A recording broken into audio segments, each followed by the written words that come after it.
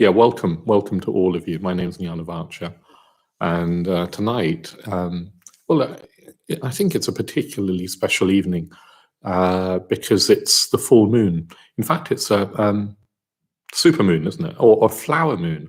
I'm told that it's the last supermoon of 2020 tonight, and the supermoon in May is called a flower moon by some people. And that just feels, I don't know what a flower moon is, but it just feels, I'm not even sure I know what supermoon is, but it feels, you can tell me on the chat if you want to, but it feels particularly auspicious because Buddha Day, the anniversary where we mark the enlightenment of the Buddha, the attainment of enlightenment of the Buddha, is marked on the full moon day in May. So it's said that he gained enlightenment on a full moon day. And traditionally, I mean, a full moon in Buddhism is treated, not even just in Buddhism, I think in many Eastern cultures, certainly in Indian culture, it's treated as an auspicious day for practice. So really good that we're here sort of gathered virtually on the full moon day to mark the Buddha's enlightenment over 2,500 years ago. And it's said that if you practice on a full moon day, you get many times the merit that you would ordinarily. So let's at least imagine that's true. Okay, very good. So last night, I believe Maitreya Bandhu was talking about the attack of Mara. So we've been going through the legendary, the mythical life of the Buddha. And in a way, we've chosen to arrive today at the Enlightenment because of the full moon.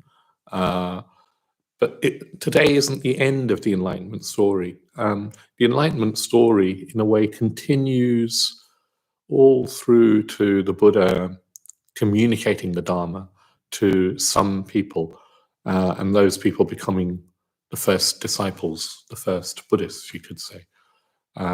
Because in a way, unless the Enlightenment experience is communicated, it somehow isn't complete. At least that's one way of looking at it, that there's something within the Enlightenment experience that wants to communicate itself. And by communicate, I don't just mean a verbal communication, I mean something that is understood. So the Buddha passed on his enlightenment experience. So we'll be hearing more on Friday, on Saturday, and then on Sunday we've got a whole day's retreat. But yesterday, Maitreya Bandhu was talking about the Buddha under the Bodhi tree. He's made a resolution to not move until he gains enlightenment. And then Mara, the evil one, launches his assault on the Buddha, trying to unseat him from the Vajrasana, the diamond throne. And he launches his assault in three huge waves. Well, one is a physically huge wave, the army of his sons, who are the forces of hatred, the forces of anger and hatred. And then when that doesn't work, he sends his daughters to seduce the Buddha with the forces of lust and greed and desire. And when that doesn't work, he himself, Mara himself, appears and tries to unseat the Buddha through sowing the seeds of doubt in him, sowing the seeds of self-doubt, a sort of insidious, whispering voice that says, "What right have you to sit here?" And Maitreya Bandhu also emphasized that what the Buddha attained sitting under a tree is natural. The earth goddess that appears somehow represents that it's not supernatural, the attainment of enlightenment. It's of the nature of life. It's in line with, you could even say it's in line with the sort of evolutionary thrust of life. One of the ways that Bhante has seen, has understood the Dharma, is as if there's a life force manifesting in form through what we experience as nature. There's a will to live, and you can sort of see that, at least in terms of evolution. There's a sort of will to live that wants to recognize itself, that wants to be more and more appropriately manifest. And in an enlightened being, that will to live knows itself. Reality knows itself for the first time. But there's something of a continuity between us and enlightenment. So it's natural in some ways, which I'll try and unpack as we go. A couple of nights ago, what I was saying is that Buddhism sort of says enlightenment is beyond life in a certain sense. It's beyond what we know of as life, and that the meaning of life is to be found beyond life. The meaning of life is to be found beyond life. It's something a bit like Wittgenstein was saying. Anyway, the meaning of life is to be found beyond life. I mean, speaking personally, I've had a sort of what's the word? As many of us probably have, an intuition of that, and I've had an intuition of that from an early age. When I was a kid, you know, I can remember from an early age being, well, as many children are, as many people are, thinking that I was a magician. I used to think that I was somehow not of this. I wasn't meant to be here. That I was somehow special. I was a magician, and you know, a bit like Harry Potter, although it was pre-Harry Potter. That I was just waiting to be discovered as you know, this profound wizard or magician or something. So rather embarrassing, really, now to think like that. But that's how it was when I was 5, 6, 7. Actually, I can remember in primary school, probably at the age of 8 or 9, I sort of invented my own religion, or at least I invented my own deity that then I worshipped, and I sort of tried to persuade all my friends to worship as well. And I'm not sure how successful I was, but there was definitely a sense that there was something more going on. The deity was, well, I've talked about it before, but I'll say it again. It was called Yalsva. He was called Yalsva. I think he was a he. And Yalsva was spelt with a Y, and I'd somehow divined that name through looking at clouds, and the different shapes in the clouds had given me different objects, and then I'd taken the first letter of each. Anyway, I ended up with this thing called Yalsva that then I prayed to, and I hope I wasn't very old. I think I was 8 or 9, and I can remember Yalsva making it snow, which proved that he was real. It was a winter's day, and I wanted it to snow, because if it snowed, you got extra playtime, and so I got the whole class chanting under their breath, Yalsva, Yalsva, Yalsva, Yalsva, Yalsva, Yalsva, hoping for, well, asking for a snow, and it snowed, and I was convinced that Yalsva had made it snow through my entreaty and the class's entreaty. So he was real for me. Anyway, fortunately, I sort of grew up. But when I was old enough, I studied physics, and the sort of impulse. Actually, I wasn't sure how consciously I chose the subject, but the intuition was I wanted to get to the truth of the nature of reality. And I knew that reality was more mysterious than it appears to the senses, to common sense, and to even to reason. Anyway, physics didn't really. It sort of confirmed that yes, reality was weird, but it didn't help somehow answer an existential question of therefore how to live. therefore how to live. And I wouldn't have even framed that question like that, but I think that's what was going on for me, that reality is deeply other than we think it is. Therefore, what does it mean for us now as human beings? My father's death when I was young made that question conscious when I was 11, that if death happened, then what was it to live? I was also convinced that death wasn't the end. I guess you could say that that was sort of a child's wishful thinking, but I had psychic experiences of my father after his death, communication with him, that lasted years, actually. And so for me, which I still believe are genuine, I knew that death wasn't the end. You see what I mean? I knew it, even though I can't prove it. So if death isn't the end, I already had a sense that there was something beyond this life. And in that sense, I think I was looking for a meaning of life beyond this life, if you see what I mean. What did this life mean in the context, in the larger context of death not being the end? And then when I came across Buddhism, of course, I learned that Buddhism not only doesn't see death as the end. Traditionally, Buddhism sees this endless round of birth and death, this endless round of samsara. And the meaning of life is to be found not just beyond this life, but beyond the whole cycle of birth and death and rebirth and redeath, and this endless round, which of course Buddhists don't see as a positive thing.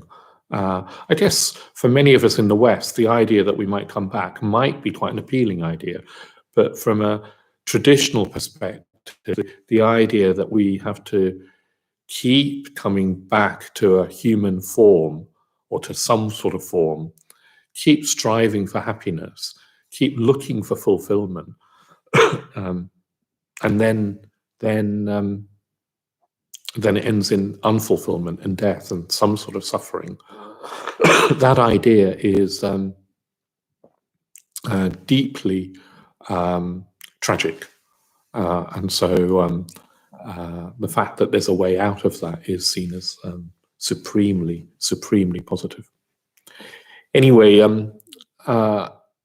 sort of enough about me, but I think this intuition is in us all, this intuition that there's more to life. I think for many people it gets buried. It gets buried under the affairs of the world. And then I guess particularly in our culture where there's such a strong emphasis on trying to make this life as physically comfortable, as materially rich as we can, as somehow packed full of exciting experiences, as sexy as we can. There's such an emphasis on this world and this life only, and trying to cram it all in, that I think this intuition that there's more than that gets lost. For many people, it gets buried. And maybe it only resurfaces through some sort of upset when life doesn't work, through some sort of dukkha. At least that's how it is for many of us, that then makes us question. Anyway, so the Buddha, to go back to him, is sitting now having defeated Mara. And he knows the way. By this stage, he has more than an intuition. In fact, the Enlightenment process, if you can say that it is a process, has already begun. The defeat of Mara was part of, I think, in a way, his attainment of enlightenment. And he, well, I imagine him radiantly serene. I guess he would have been, he wouldn't have looked golden to our human eyes. He would have been probably an emaciated sort of beggar, unkempt, probably, unshaven, dressed in rags, sitting under a tree, maybe looking nothing special, but I imagine his consciousness at this stage being serenely, unshakably still and radiant. And we're not told how long he sat there. He'd made this vow that he would sit for as long as it took to attain enlightenment, or he'd die trying without moving. He wouldn't move. And we're not told how long that lasted. So perhaps it was days, perhaps he sat there for days.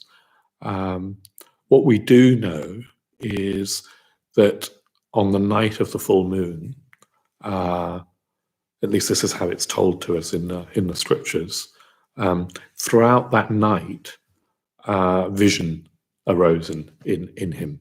He saw reality with new eyes, with a new consciousness. A new consciousness was born, you could say, for the first time in, well, according to Buddhism, it's for the first time in human form, a new consciousness was born. Bhante Sangharakshita says that it's that night he became a species unto himself. So he still had a human form, but he no longer had a human consciousness. His consciousness was as sort of vaster, as sort of different to human consciousness as perhaps ours is to the animal kingdom. He had new capacities, he had new eyes. His physical body would have been unchanged. Maybe there would have been a sort of glow, a luster about him as his sort of consciousness radiated through him. But essentially, his physical form would have been unchanged, and his physical senses would have been unchanged. So the Buddha would have still seen and heard and tasted and touched and smelled as we do. It's not that he entered into some sort of heaven realm where everything was different to this reality.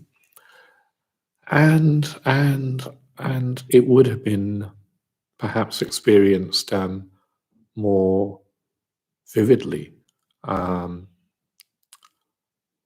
Those of you who have been on retreat, or maybe you don't even need to have been on retreat, will know the experience of going deep into meditation, coming out of a deep meditation, and feeling that you're seeing the world with new eyes.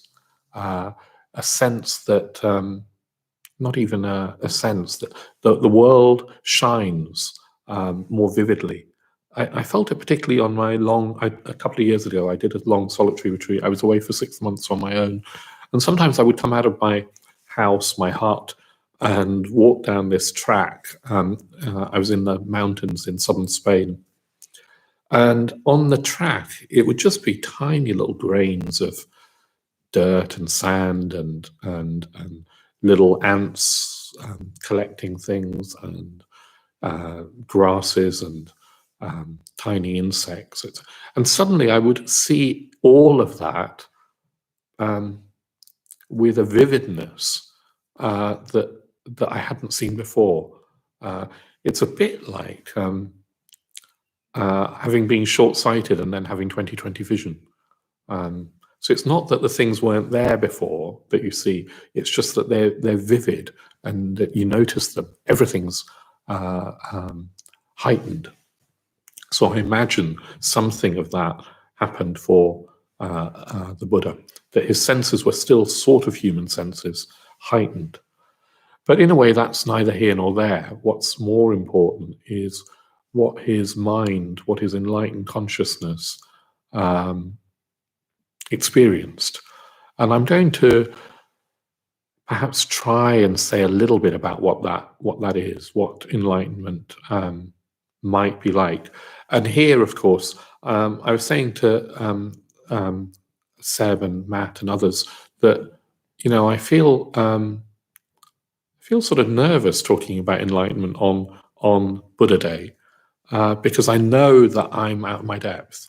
I know that in a way I've got no right to talk to you or anybody about the enlightened experience. It's way, way beyond my ken, and it feels audacious to try and even talk about it or imagine it.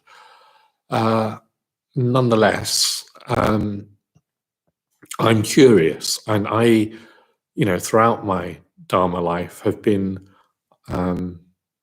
wanting to understand, indeed wanting to experience what the Buddha experienced, and that's what I've committed my life to. So I can share with you at least my understanding so far.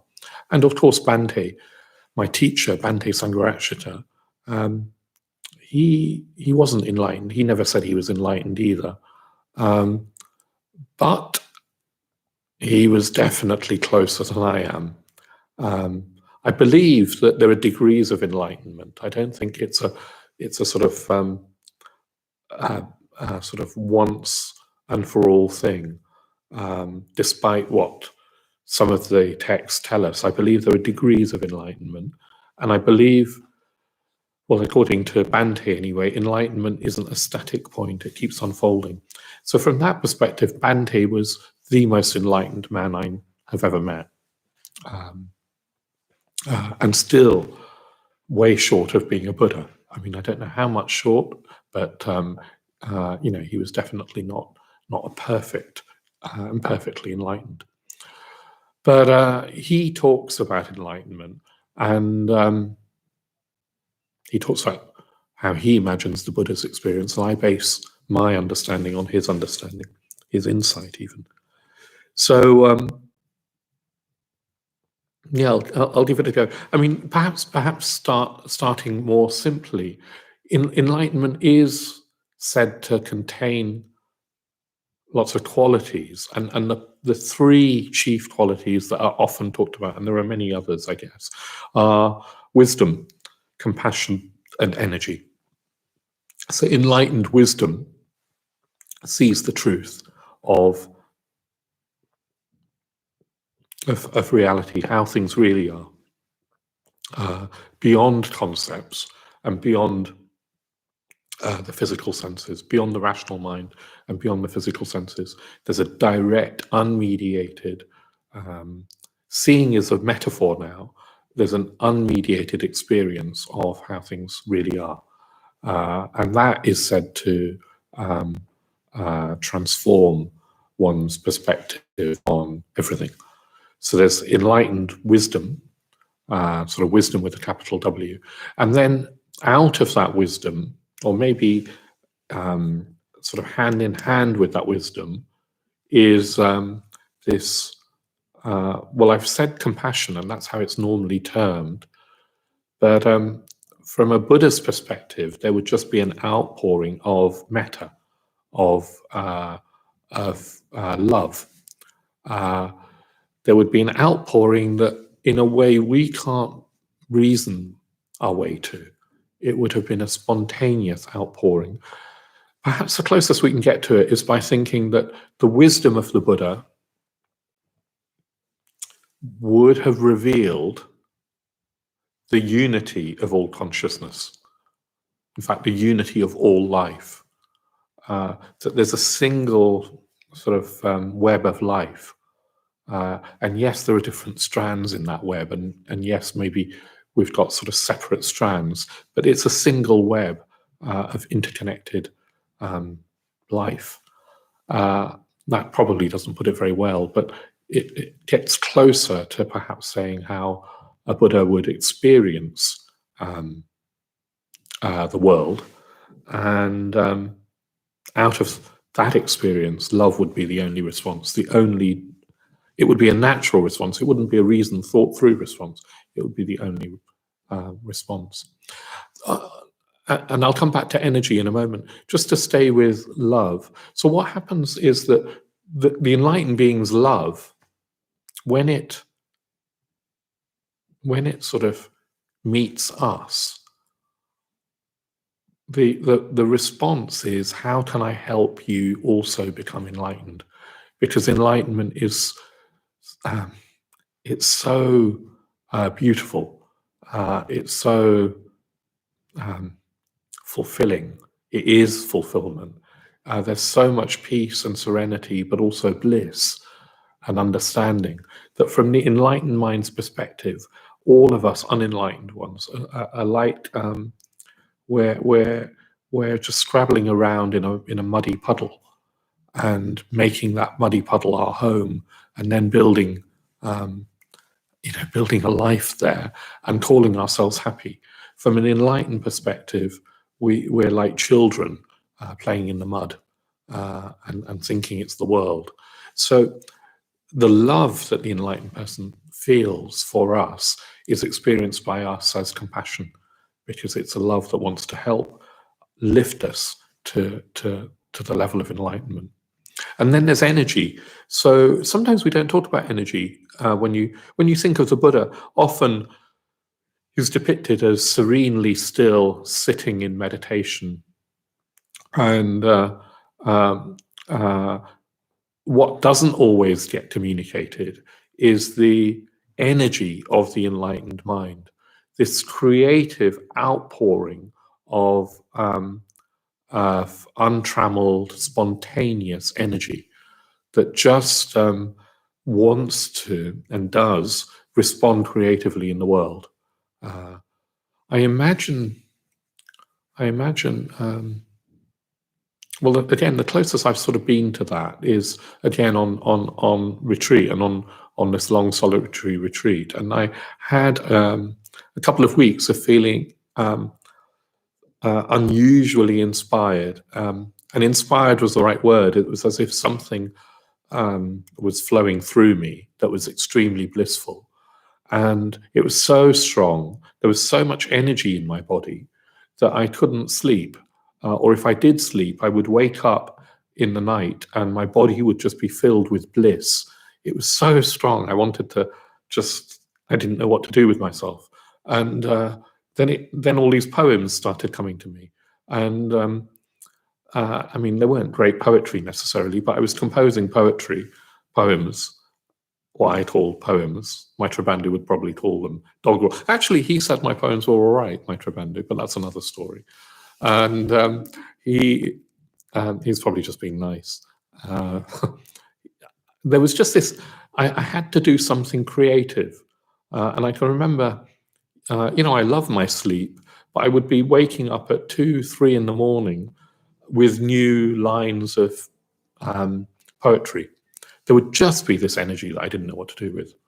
Anyway, that's possibly for me a tiny, tiny glimpse of an energy that seems to come from beyond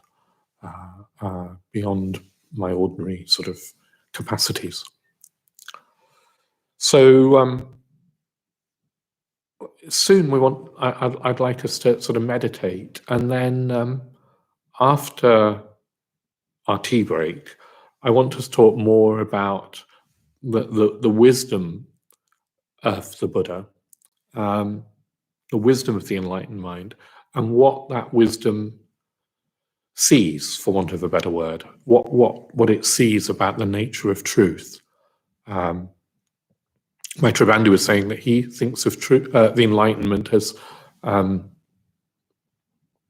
vision of truth communicated through a community of friends for the benefit of all beings.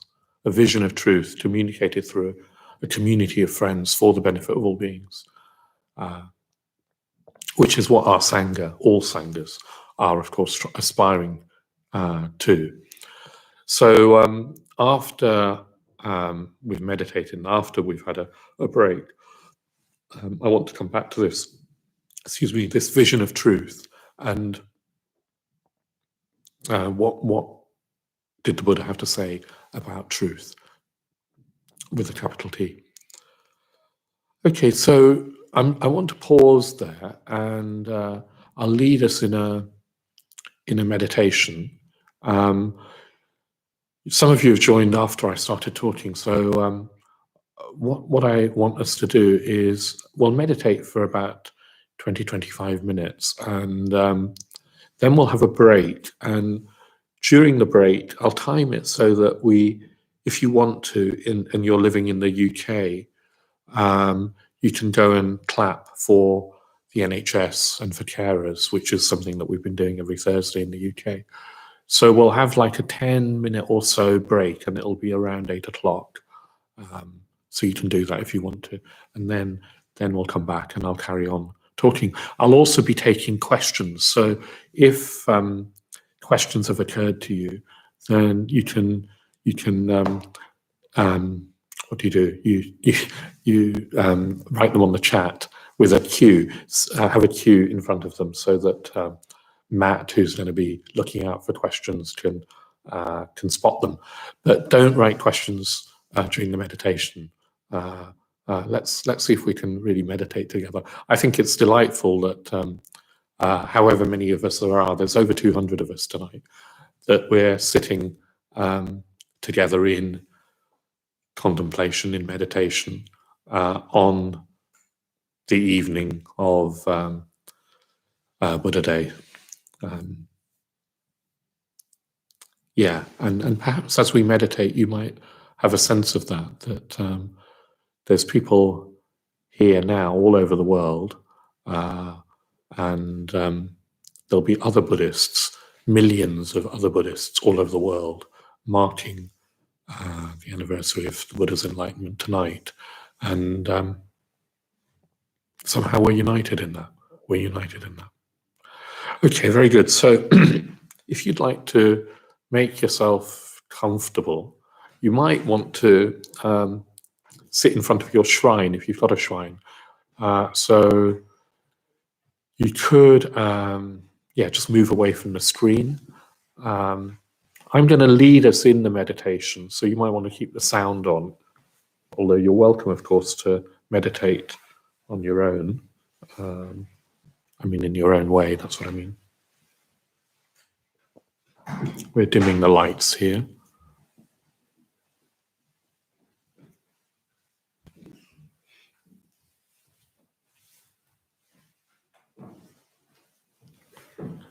Good.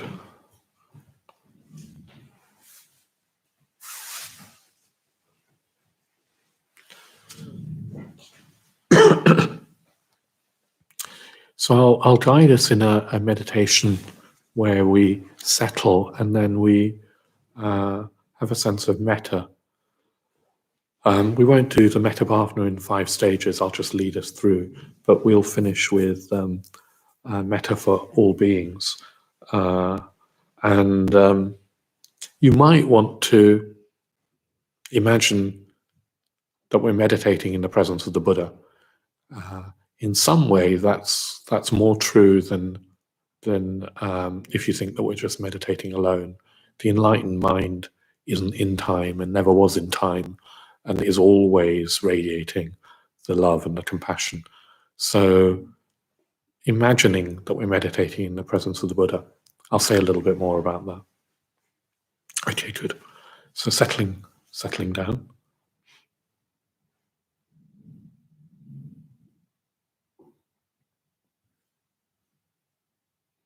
And perhaps taking a couple of deeper breaths, a few deeper breaths.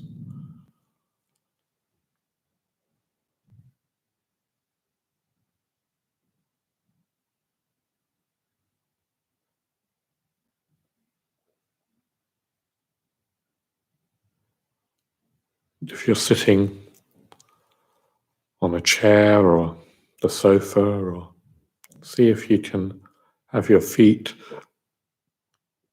on the ground, flat on the ground, and your upper body upright.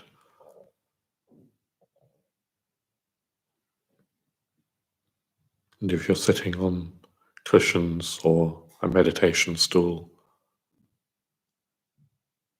then also making sure that you're well supported by the seat and by the ground, and that the spine is rising up the upper body, lifting the upper body very slightly. A sense of lift and uprightness.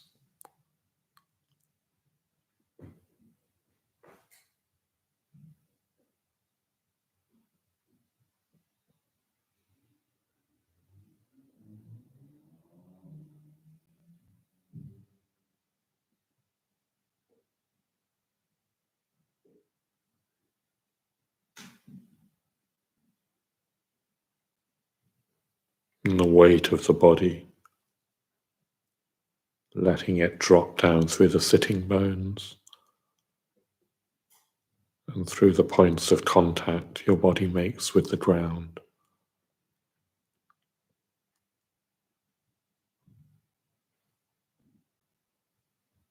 Imagining that weight falling into the earth,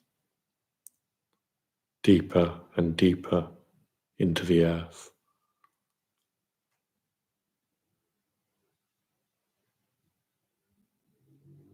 The great vastness of the earth supporting us, taking our weight, rooting us to the earth, to the ground.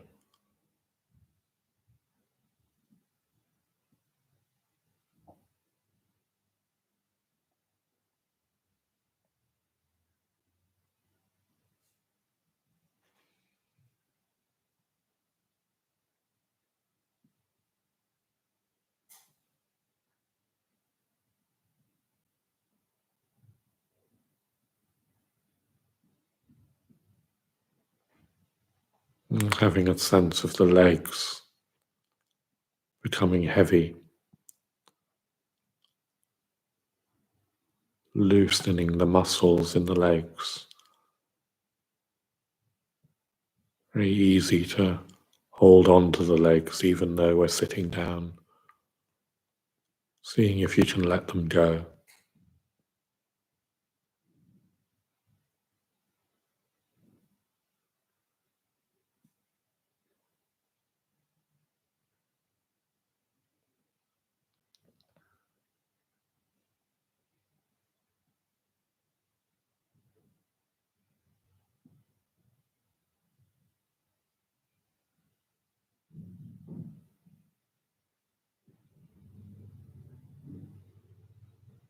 Noticing how the body feels, whether you feel comfortable or a bit tense,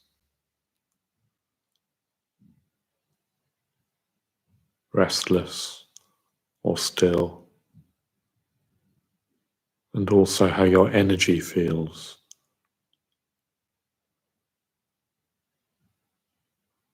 whether you feel alert and bright or a bit tired and sluggish. Just noticing how you are without judgment. You're just gathering information that can help you work appropriately in the meditation.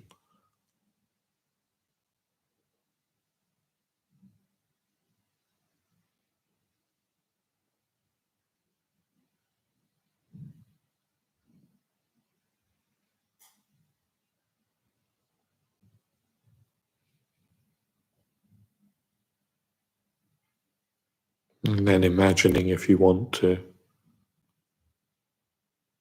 that we're sitting in the presence of the Buddha. However the Buddha manifests for you.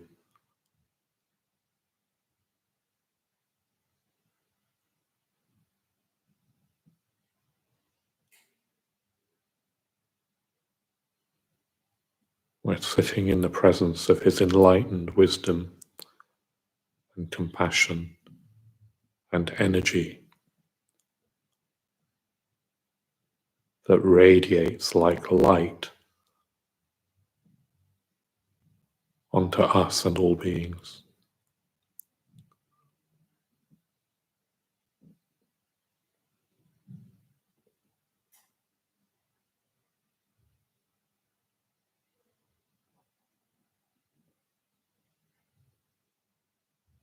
See if you can let that light into the heart,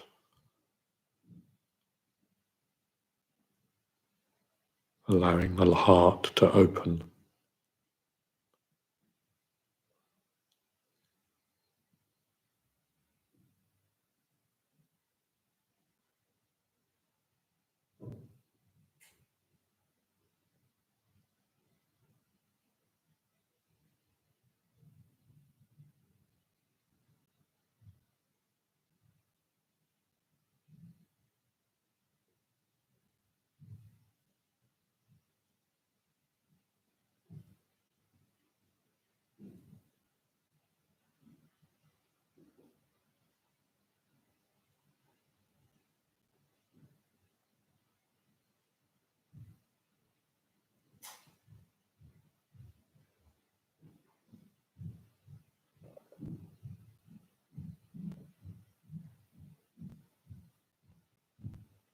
the Buddha's metta filling our body.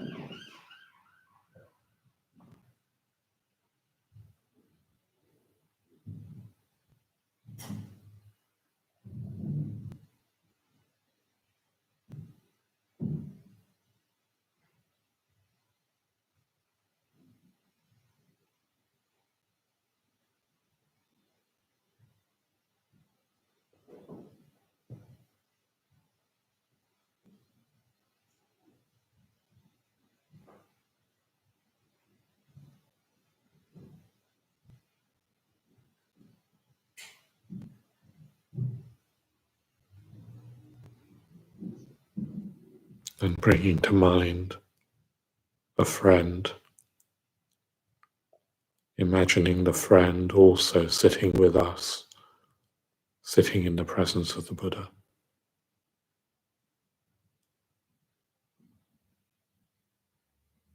The Buddha's metta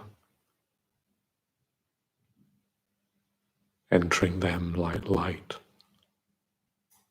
radiating down on us and our friend.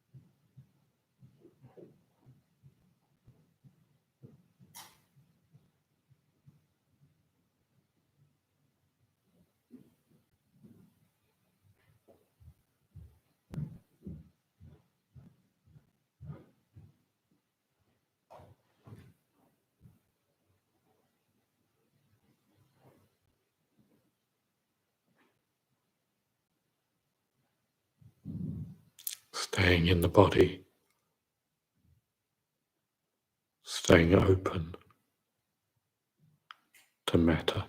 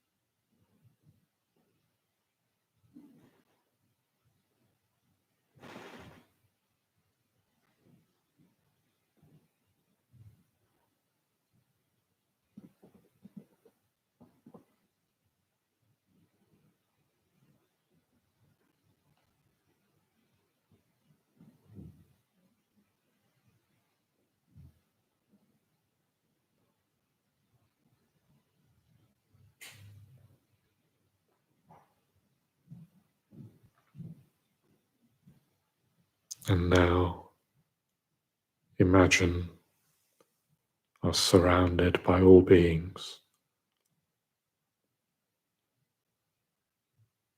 the Buddha's light and love radiating like sunlight on all beings.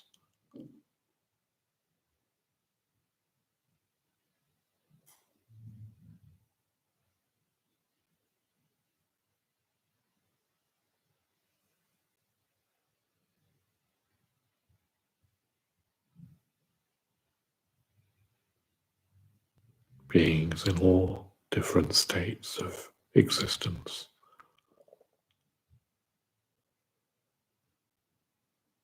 The living and the dead, the well and the sick.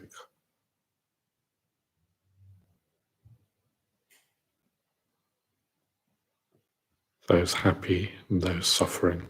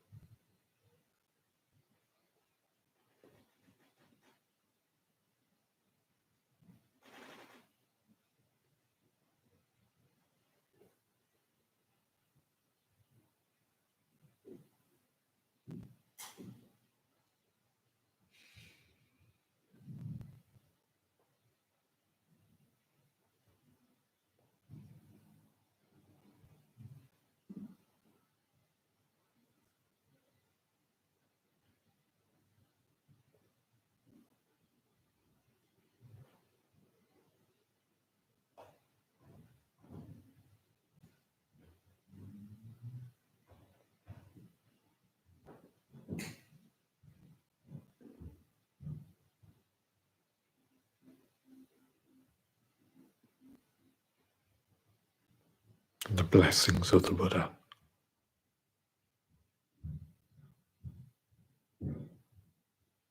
Lifting all beings.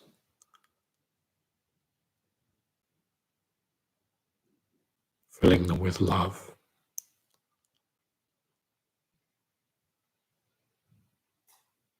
And freedom. And energy.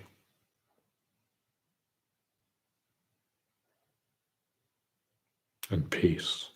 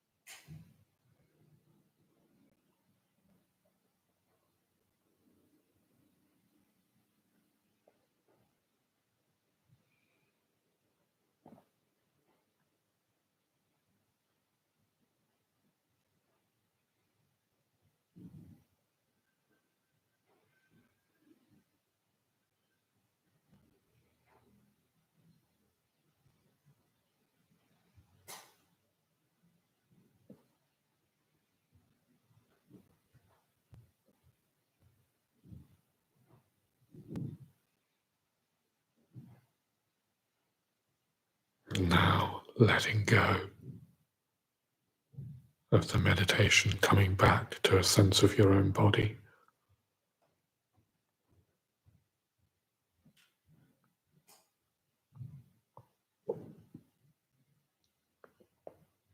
And for a little bit longer, just sitting in awareness without trying to do anything in particular.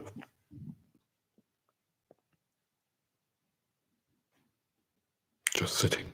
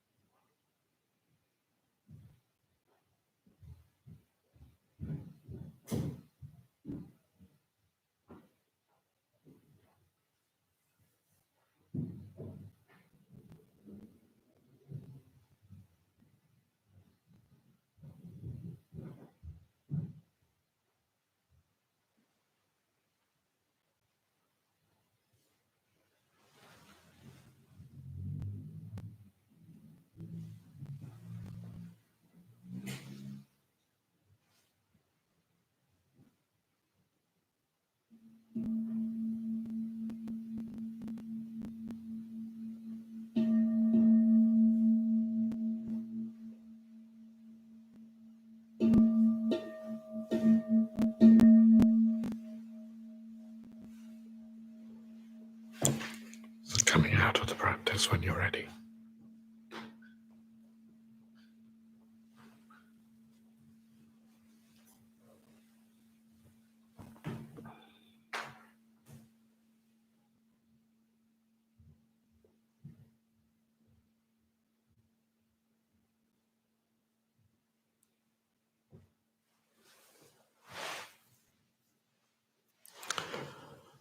Okay, so very good. So personally, I really just enjoyed knowing that we were sitting together and had a sense of us doing that together. I hope you had a sense of that as well, a sense of all of us.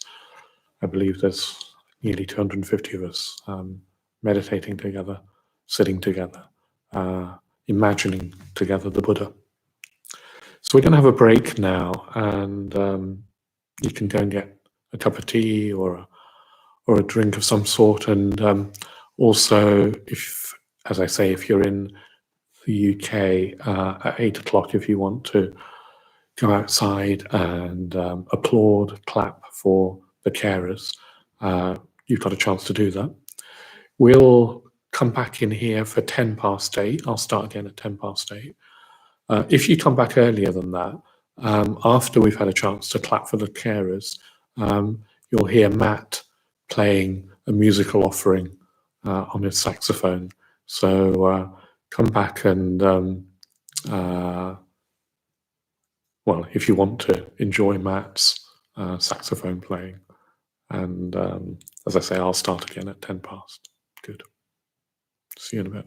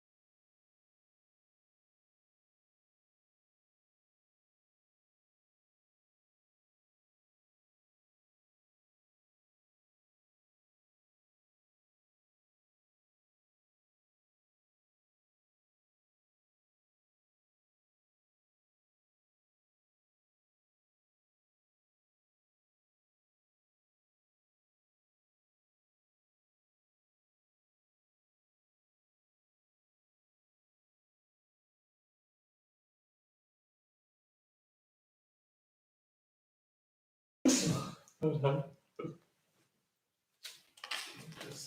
that you can still see the Buddha. Yep.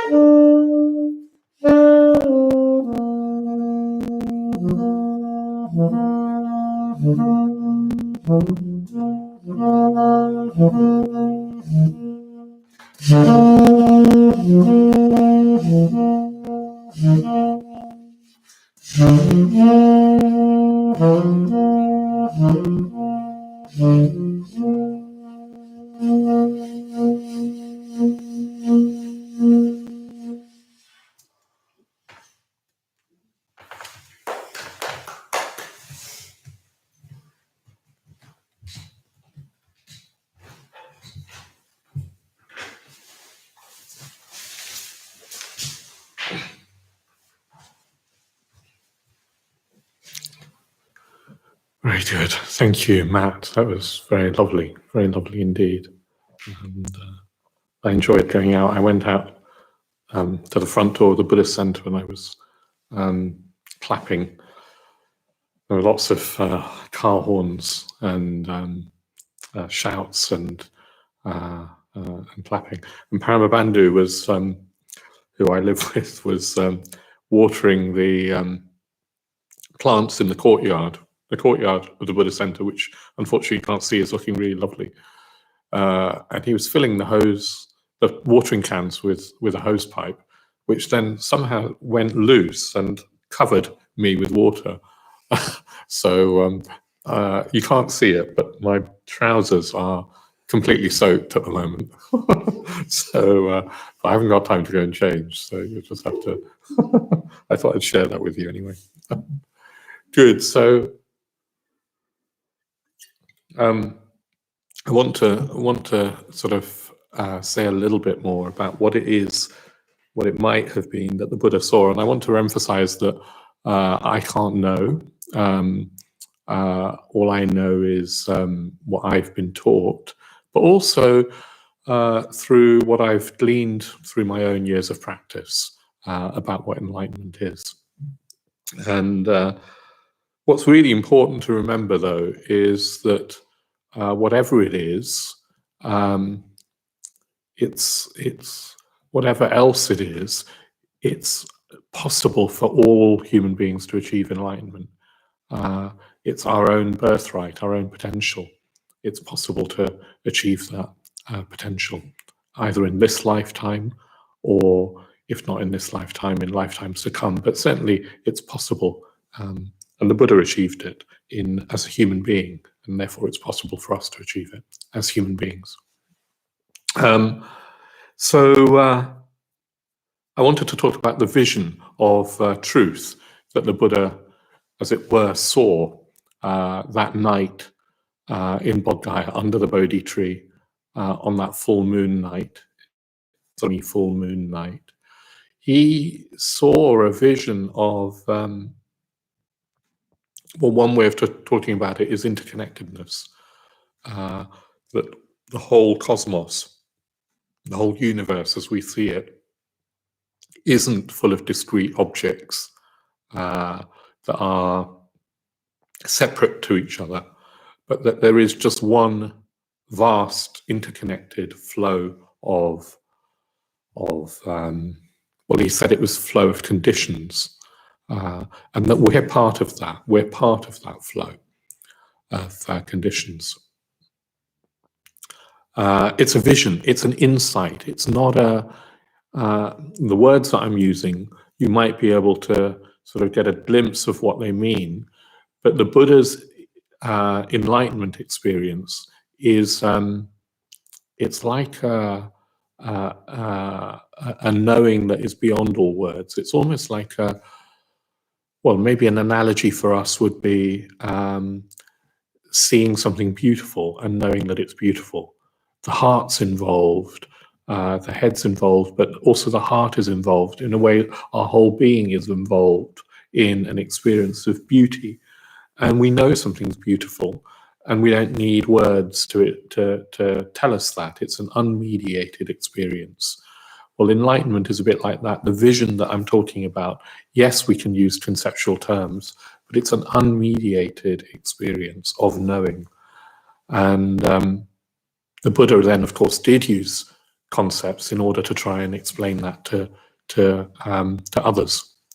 And one way that we can understand it, at least in conceptual terms, is of interconnectedness. But also this truth of conditions, that all there is a flow of conditions leading to more conditions.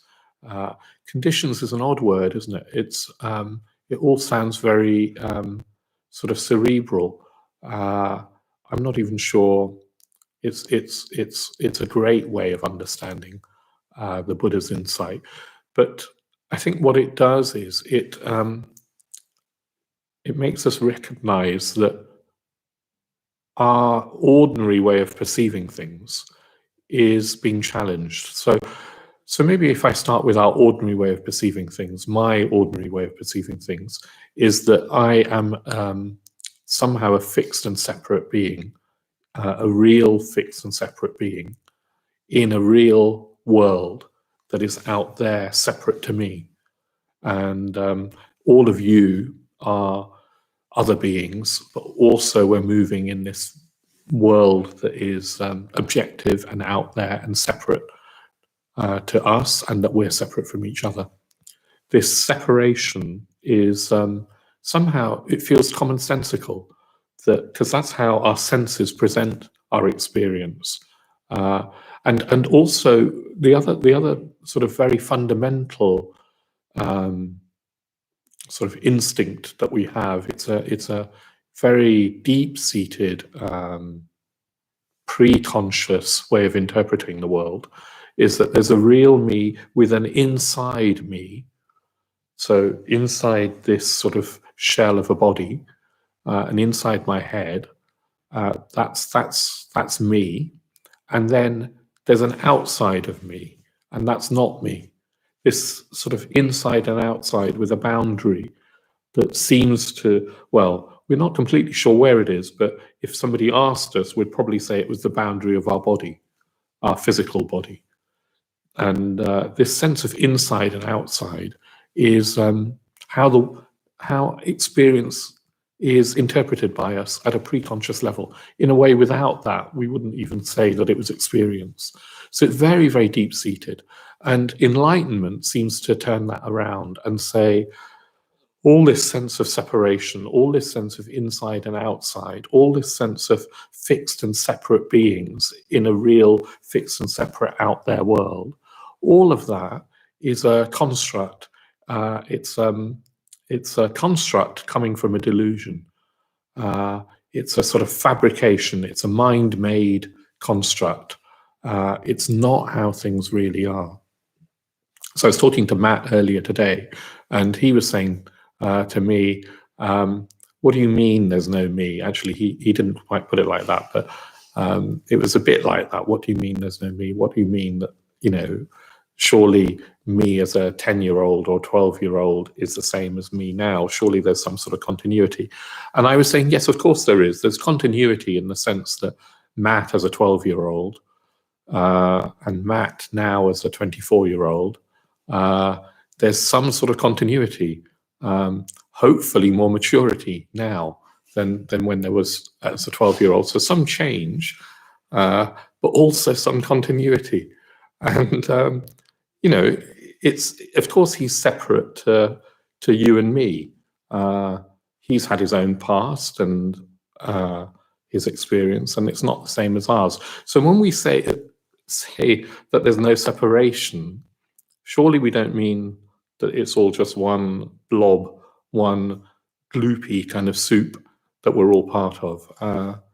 Anyway, so Matt was asking me about this, and I was using the analogy of a river. I was talking about the River Thames and saying you can definitely say that there's a River Thames, and you know, right now we might not be able to see the River Thames or go to the River Thames, but I know that there's a River Thames, and it's separate from the River Cam in Cambridge.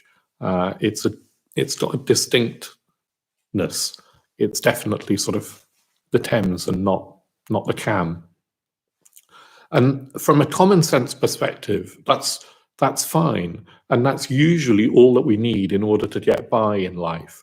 So if I wanted to, I don't know, once the lockdowns ended, go to meet a friend on the south bank of the River Thames, you know, I'd just tell them where I'd be, and we could agree. There's a shared understanding at that common sense level of what we mean when we say the River Thames. But you look more closely, you look more deeply, you look more sort of forensically, and there's no such thing as the River Thames. We know that it's a sort of flowing body of water, and there's no staticness to it. There isn't a static entity called the Thames.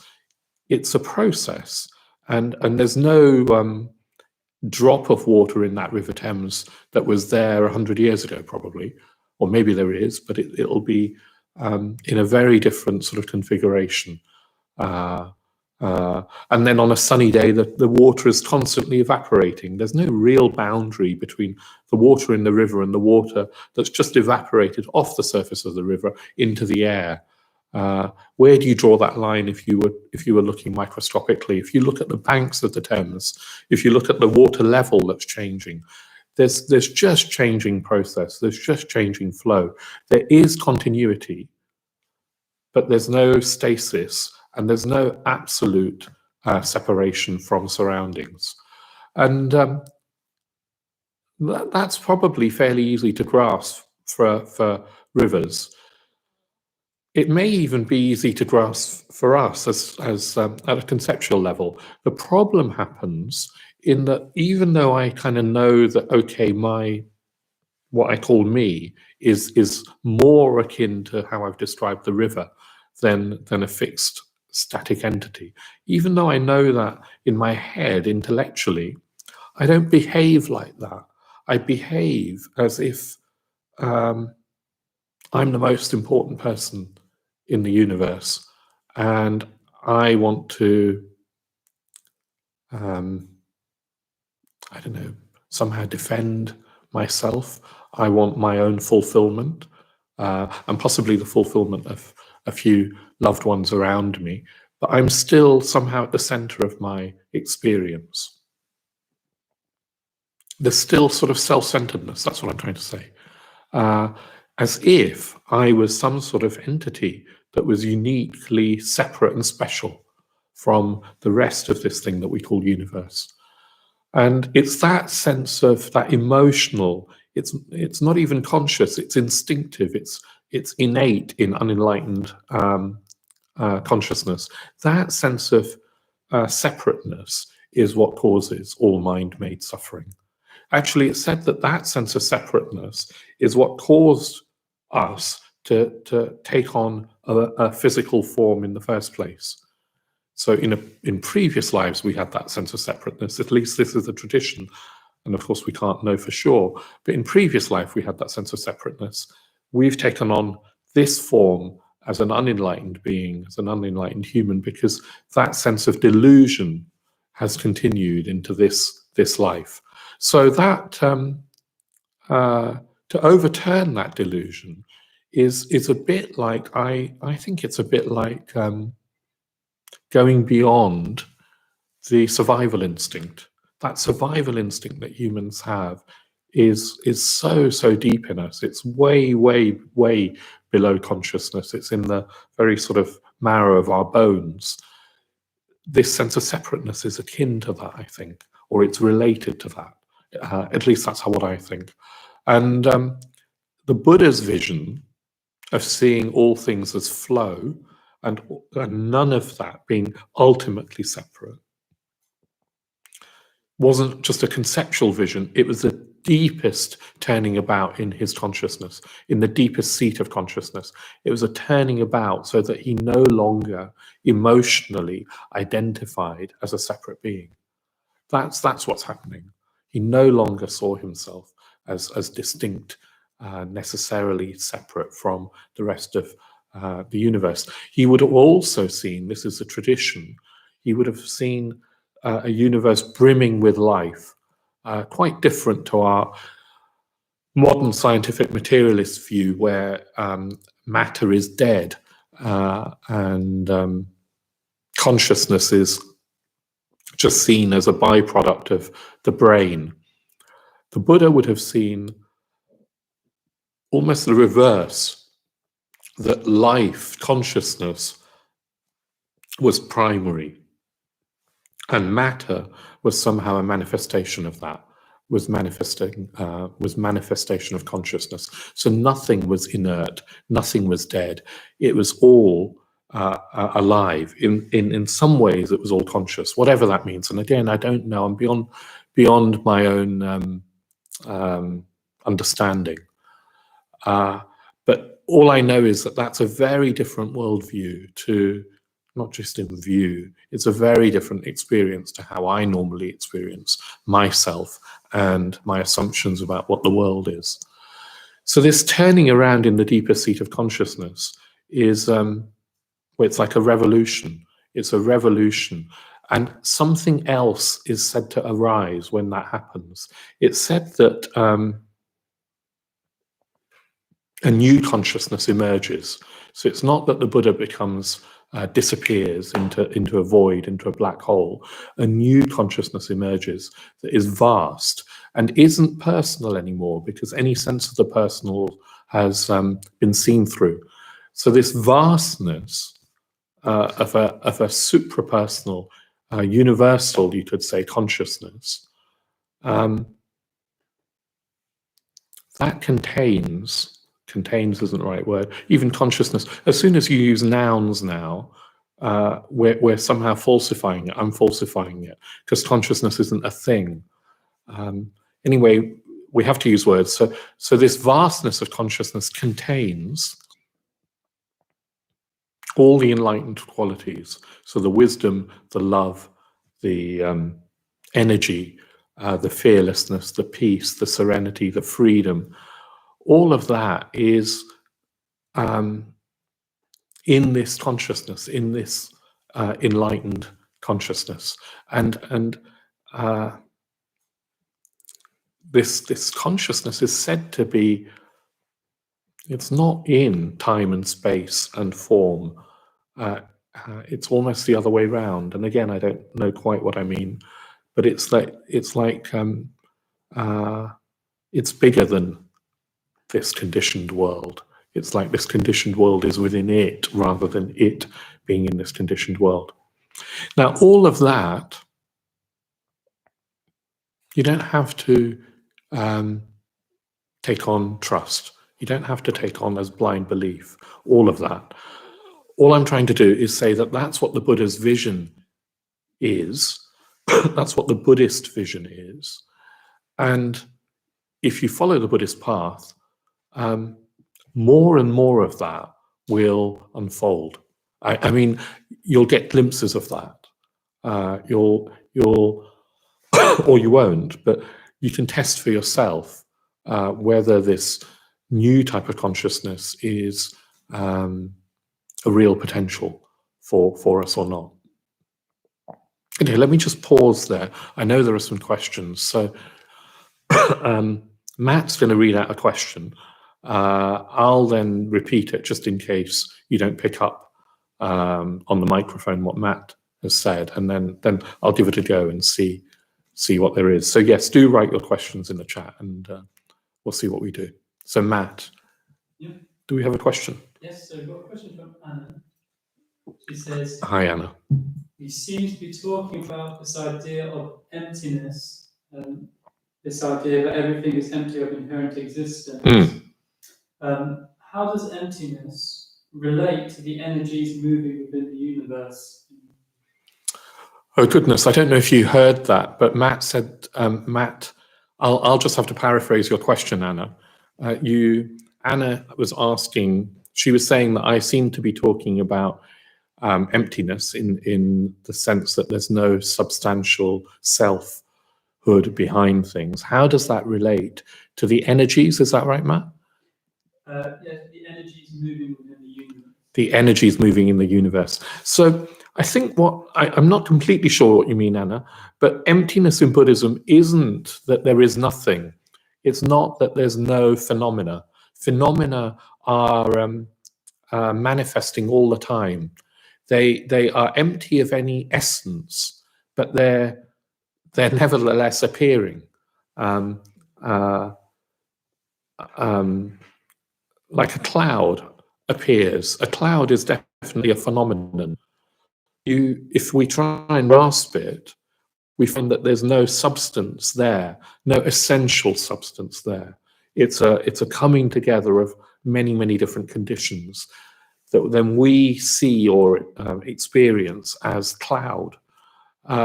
So phenomena definitely arise. And in a way, this is the mystery at the heart of the Buddha's vision, is that there is phenomena, there is arising, there is conditioned arising.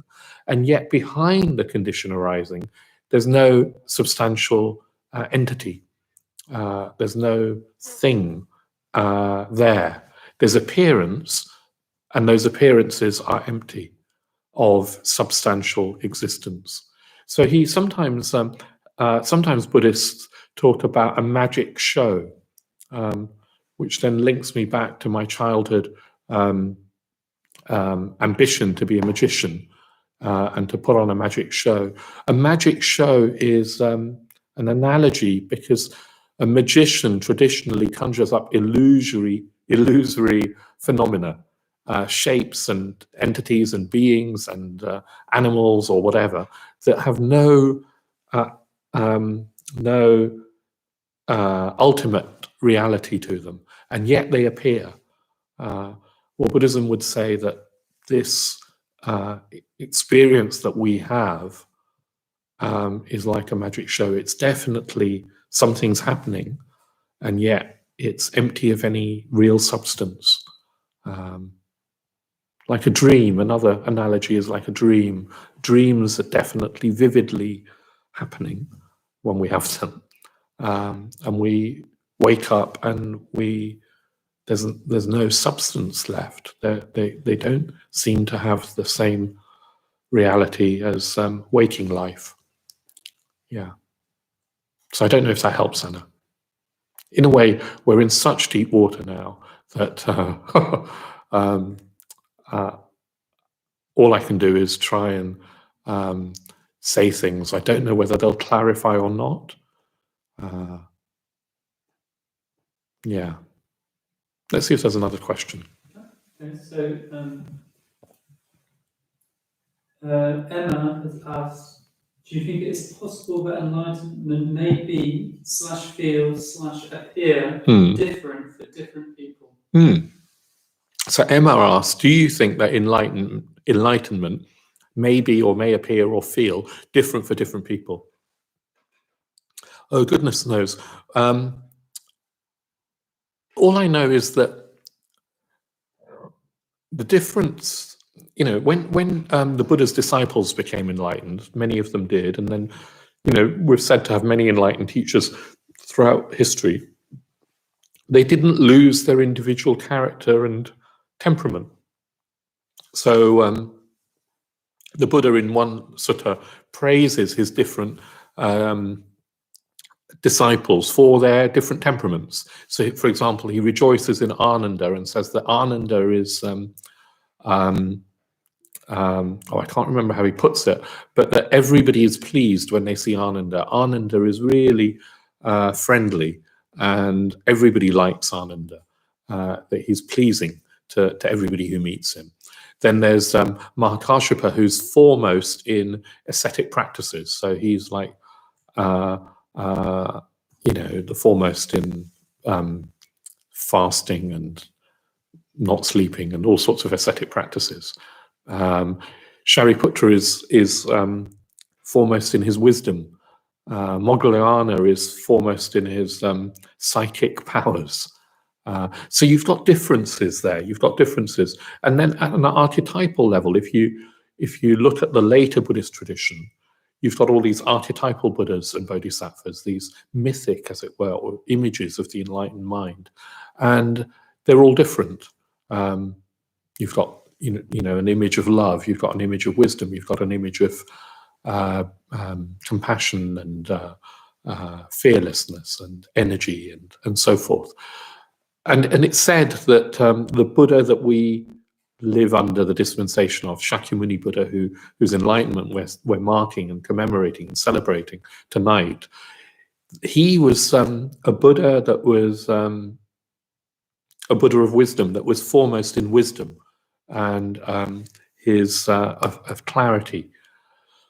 And it's said that Maitreya, who is the mythical Buddha of the future, will be the Buddha of love, of Maitri, of metta. So it does seem that the enlightened mind, whatever that is has all these potential vast riches in it, maybe an infinite potential, and different actual beings, when they become enlightened, manifest different aspects of that enlightened potential. So in some ways, maybe we'll be different. The vision that I've been talking about of this world that shimmers between real and not real, that shimmers as a process, a conditioned arising, that vision would presumably be shared. But then the impact of that vision through each psychophysical being would be particular. That's how I understand it. Yeah. So thank you, Anna. Another question? Chris has asked, what do people mean by an intellectual understanding of enlightenment and heartfelt understanding of enlightenment? Are these the same? So Chris has asked, what do people mean by an intellectual understanding of enlightenment and a heartfelt understanding of enlightenment? Are these the same? So what Buddhism puts a lot of emphasis on is intellectual clarity, because if we're not clear about what Buddhism teaches, we're likely to misinterpret any experience of higher vision, any sort of partial experience. So for example, if we weren't clear about Buddhism, we might interpret some sort of ecstatic experience that we have as being touched by the Holy Spirit or God. And Buddhism would say, look, the experience was real, but that interpretation is not a helpful one, in that it doesn't help you towards a deeper seeing of the truth. So intellectual clarity is really, really important. And that's why we try and even talk about enlightenment, because you could say, why bother talking about it? But it's important that we get some intellectual understanding, some grounding, at least in what the Buddhist vision is.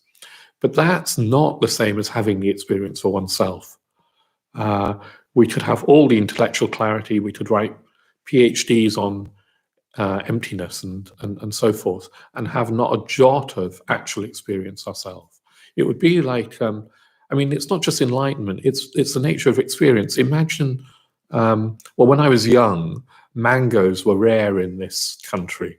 And my parents, being Indian, would sometimes be able to get mangoes from an Indian shop. And I used to love mangoes. I mean, who wouldn't love a mango? And I can remember saying to kids at school, there's this thing called a mango. And they were sort of saying, well, what? And unless you've tasted a mango, you don't know. I mean, you can't say. You can describe it intellectually and say it's a bit like a peach, but sweeter, etc., etc.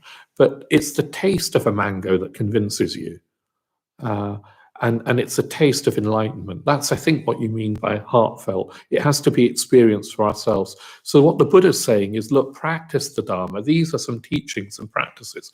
If we practice them, we can move towards this experience and potentially have this experience for ourselves. And only then are we going to be completely convinced. Until then, we have to rely on a sort of confidence, a faith, shraddha, that yes, there's somewhere to go to, something to achieve, aim for. Yeah, some new sort of consciousness can arise. Yeah, hopefully that helps, Chris. Yeah, another question. So, a question from Nick.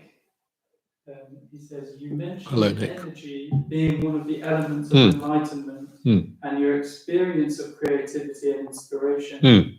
How do you find art, poetry, and music fit into the bigger picture of enlightenment? Oh, yeah. Yeah, well, thank you, Nick, for asking. So Nick's saying I mentioned energy and creativity in my own experience.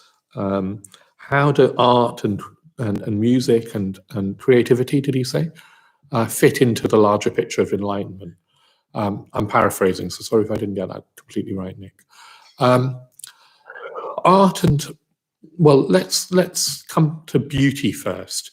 This experience of when you see something beautiful, when you experience something as beautiful, because it needn't be seeing, it could be hearing, it could be any of the senses, when we experience beauty, it's unmediated. That's the first thing to say. It's like a direct knowing that it's beautiful. If we manage, I haven't seen the full moon tonight, but if it's out and visible, you won't need somebody to tell you that's beautiful. It'll be beautiful. It'll be an experience that you have unmediated through ideas. Now that's important because enlightenment is also unmediated by ideas. But also in the experience of beauty, there's a sort of self-forgetting. There's a sort of self-forgetting. We merge in consciousness. We sort of we step beyond our normal self-centeredness and experience the world in a more connected way. We feel connected with the object of beauty. There's a sort of thinning of the boundary between self and object, self and world. And that then is an intimation of what enlightenment might be like, although enlightenment would be more than that. There's a thinning of our self, sort of selfness, and also there's a sense of meaning.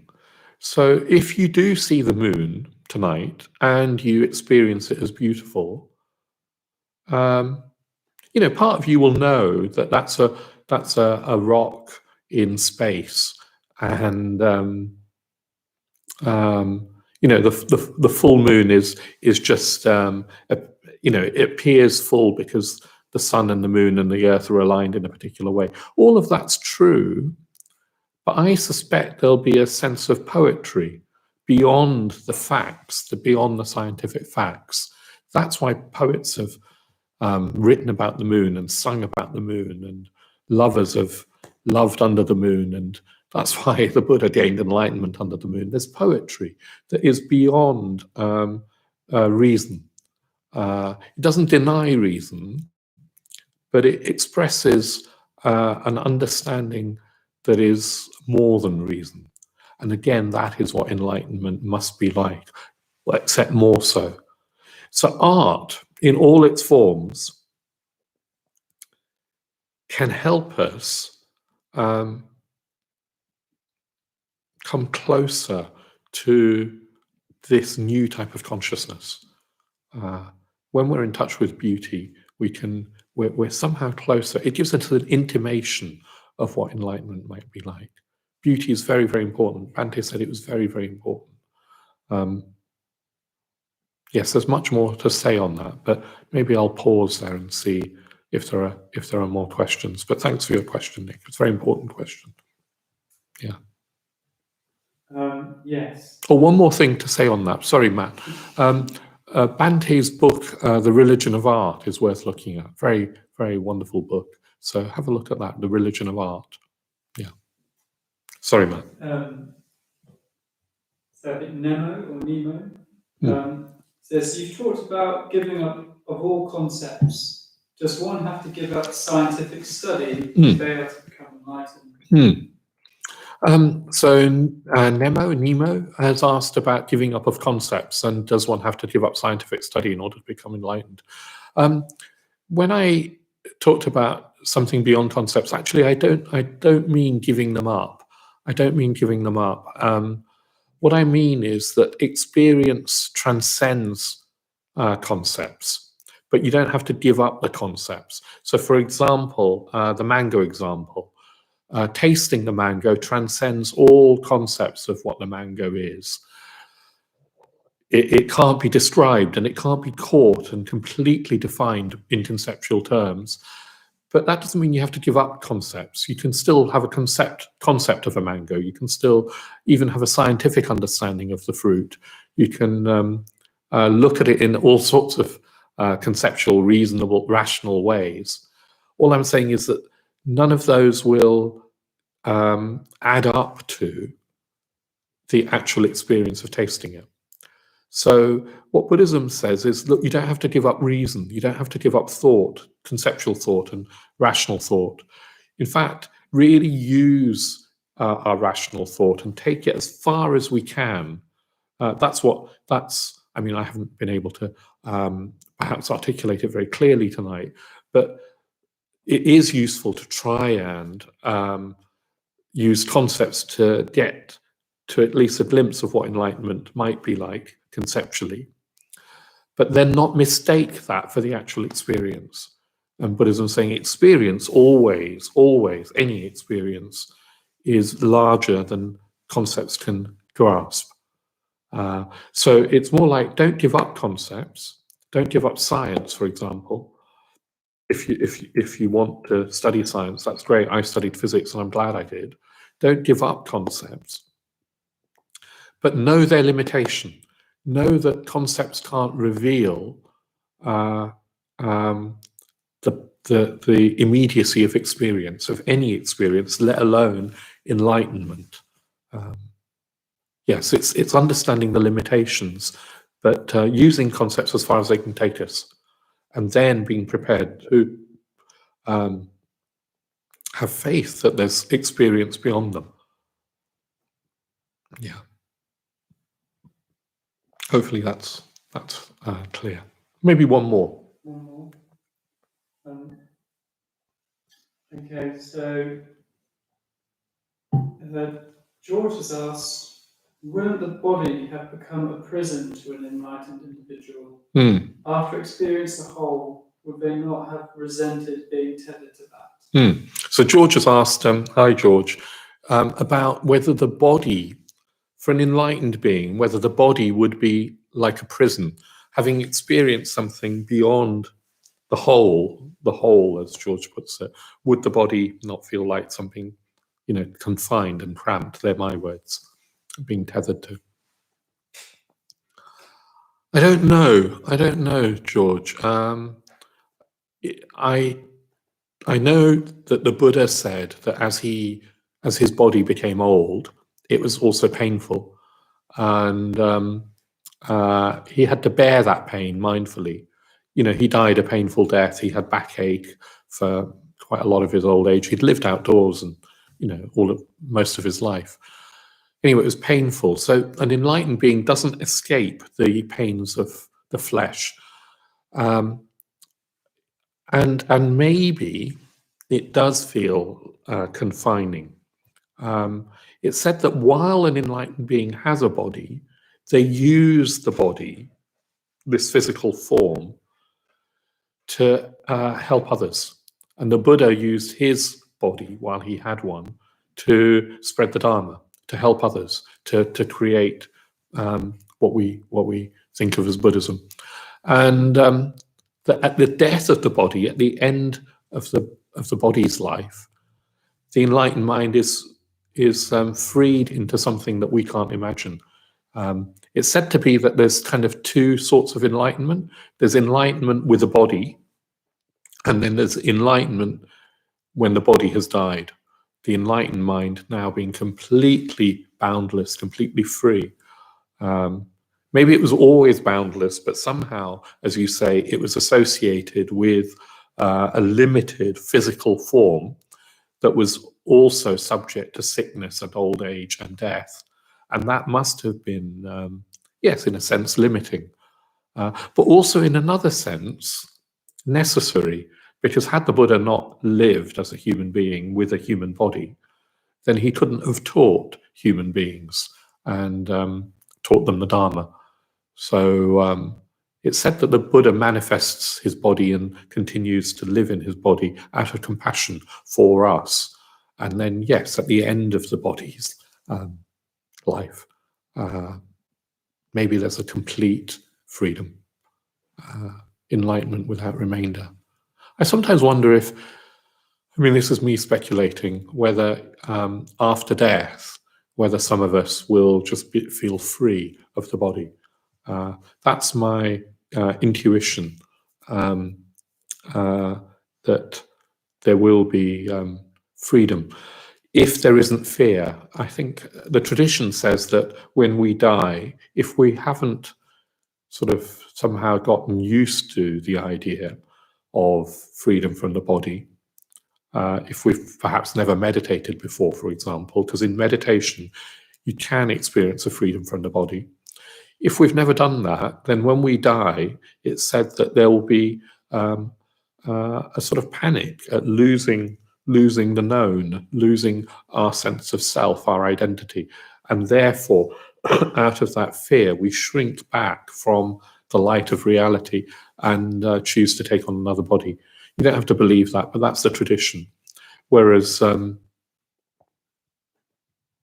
perhaps if we've practiced in this life, perhaps if we've glimpsed something of even the enlightened mind or something of higher states of consciousness, perhaps when the body dies, there will be a sense of freedom. And we might be able to make use of that. Yeah.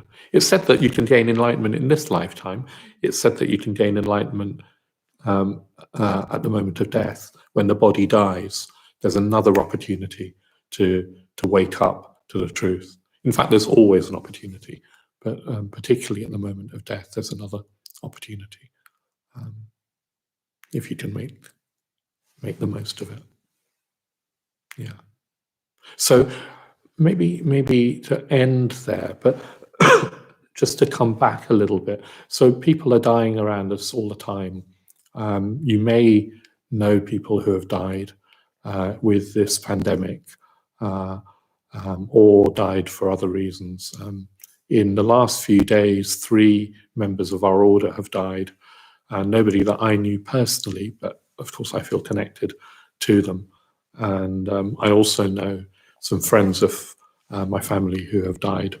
And I think this is, death is always happening, I know, but particularly as it's such a heightened time, maybe if you've got the faith, maybe keep wishing those people well, because I don't believe death is the end. And really wish them well. And when I say well, I don't mean, well, I kind of mean wish for them enlightenment, wish for them progress on their journey to fulfilling their true potential, which is, of course, our potential, which is the potential for complete freedom. Maybe we'll leave it there with the talking bit, and then we'll sit for another 5 minutes or so, and yeah, maybe just let's wish people well, and particularly people who have died. And again, if you want to, you may want to imagine that we're sitting in the presence of the Buddha. However you imagine that, maybe there's form, maybe there isn't form, maybe there's just an imagined sense of the Buddha's love and light.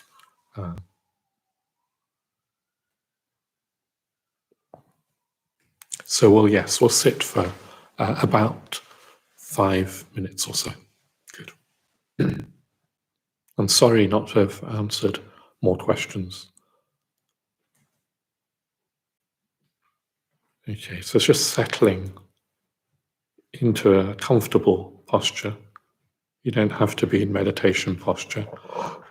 Just settling into your chair or sofa. And if you want to, allowing your eyes to close. Then bringing your awareness back into your body.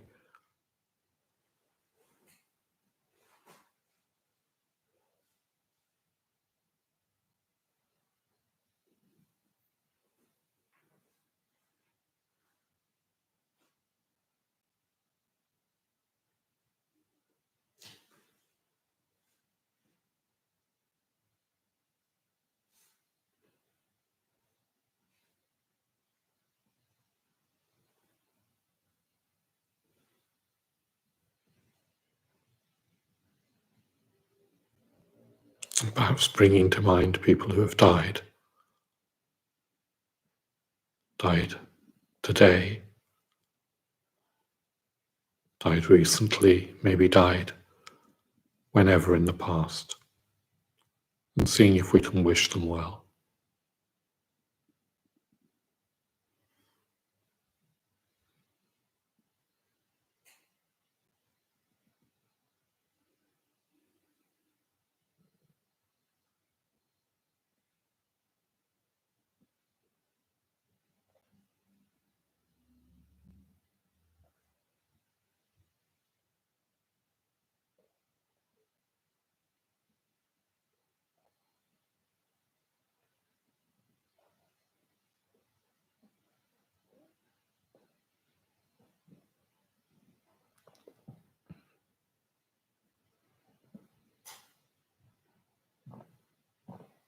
and then including people who are bereaved, who are living and are bereaved, wishing them well.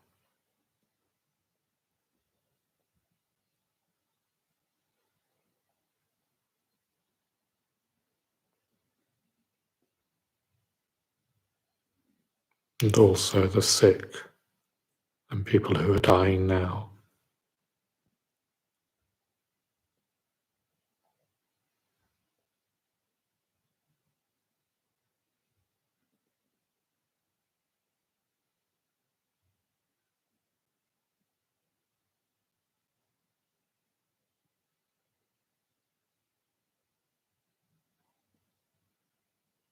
And all beings, living and dead.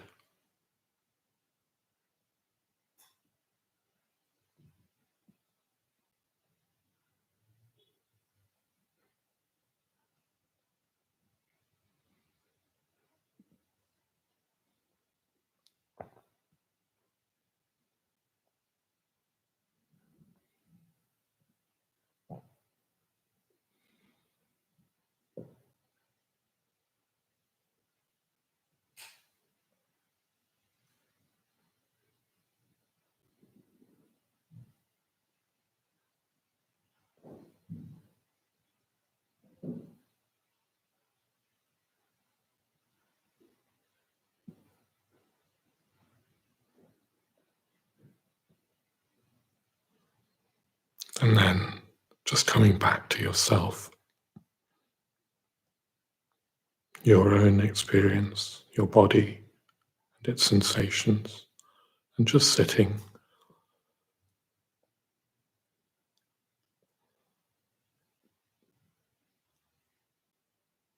And I'm going to chant something in Pali, which is calling down all the blessings of the Buddhas for all beings.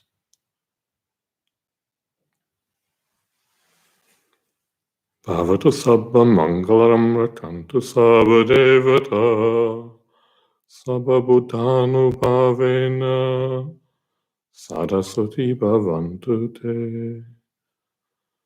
Bhavatu sabba mangalam rakantu sabba devata sabba dhammanu bhavena saraswati bhavantu te. Bhavatu sabba mangalam rakantu sabba devata sabba sanghanu bhavena saraswati bhavantu te. Which means, may all blessings be yours.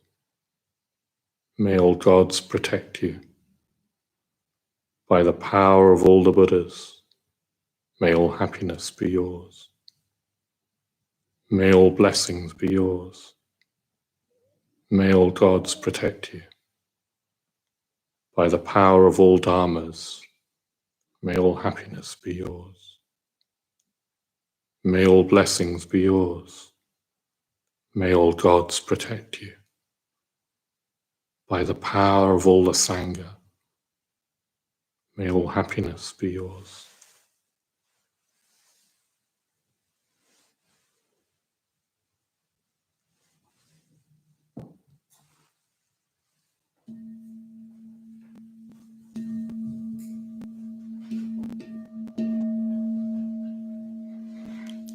Very good. So thank you for sharing this Buddha Day evening with me. Very lovely to know that we have been practicing together, sharing this time together. I'll be leading some meditation, as I have been every morning, tomorrow morning at 8:15. That's for people who are familiar with the metta bhavana and the mindfulness of breathing.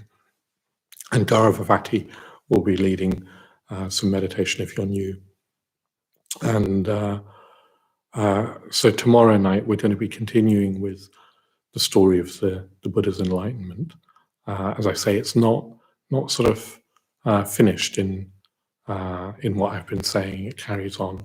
So hopefully you'll join me in the morning or Jnanavaca in the morning, and us in the evening at 7 o'clock. And maybe you want to now, let's go out and see if we can see the moon. Good. Good night.